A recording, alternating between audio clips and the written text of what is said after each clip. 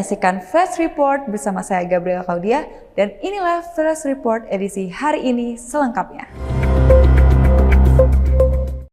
Dalam agenda kerja di Tokyo, Presiden Prabowo mendorong penguatan kerjasama dengan mitra internasional guna mempercepat realisasi investasi, terutama di sektor energi dan hilirisasi. Menteri Energi dan Sumber Daya Mineral Bahlil Lahadalia mendapat penugasan langsung untuk memastikan percepatan investasi transisi energi serta pengembangan proyek Blok Masela berjalan optimal.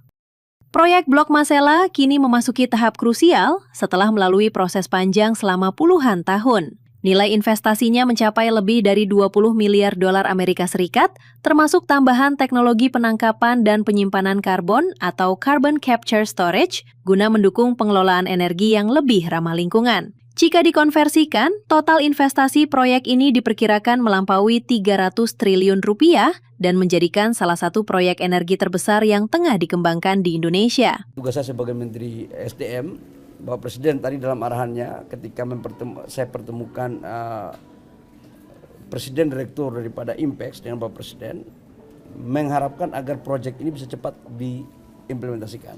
Dan tahun ini 2026 tender EPC-nya akan kita lakukan, FID-nya juga akan selesai dan kita minta untuk dipercepat. Kenapa ini harus dipercepat? Karena ini penghasil migas salah satu yang giant, 1.200 mm. Kalau ini mampu kita lakukan, maka ketahanan energi kita di sektor migas itu akan semakin kuat dan sekaligus menjadikan Indonesia sebagai salah satu pemain gas di dunia. Di sisi lain, pemerintah juga terus mempercepat pengembangan energi baru dan terbarukan sebagai langkah antisipatif menghadapi dinamika geopolitik global yang tidak menentu. Seluruh potensi energi nasional, mulai dari panas bumi, tenaga air, energi surya hingga angin, akan dioptimalkan dengan dukungan teknologi yang efisien dan berkelanjutan. Tim Liputan Eljon Media melaporkan. Menteri Perhubungan Dudi Purwagandi secara resmi menutup posko angkutan Lebaran Terpadu 2026 di Jakarta. Dalam kesempatan tersebut, pemerintah mencatat mobilitas masyarakat selama periode angkutan Lebaran tahun ini mencapai angka yang sangat tinggi.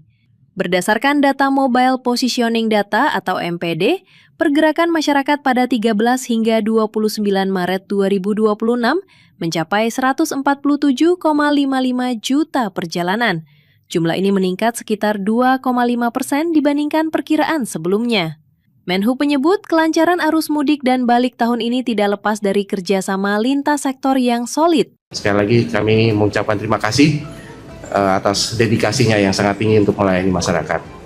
Saya rasa dari kami cukup berkaitan dengan penyelenggaraan angkutan Lebaran, berkaitan dengan data mungkin yang bisa kami sampaikan adalah bahwa untuk perjalanan selama Lebaran, jumlah orang yang melakukan perjalanan adalah sebesar 147,55 juta.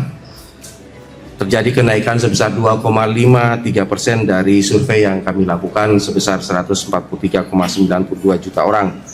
Secara umum, penyelenggaraan angkutan umum mengalami kenaikan sebesar 10,87% dibandingkan tahun kemarin. Peningkatan juga terlihat pada penggunaan transportasi umum. Jumlah penumpang mencapai lebih dari 23 juta orang, naik hampir 11% dibandingkan tahun lalu. Kenaikan terjadi di seluruh moda, baik darat, laut, udara, kereta api maupun penyeberangan. Dari sisi keselamatan, tren positif juga mengalami kondisi yang sama. Jumlah kecelakaan lalu lintas selama Lebaran 2026 menurun lebih dari 6%. Bahkan, angka korban meninggal dunia turun signifikan hingga lebih dari 30% dibandingkan tahun sebelumnya. Menhub menegaskan bahwa capaian ini harus menjadi bahan evaluasi untuk perbaikan ke depan, dengan keselamatan tetap menjadi prioritas utama.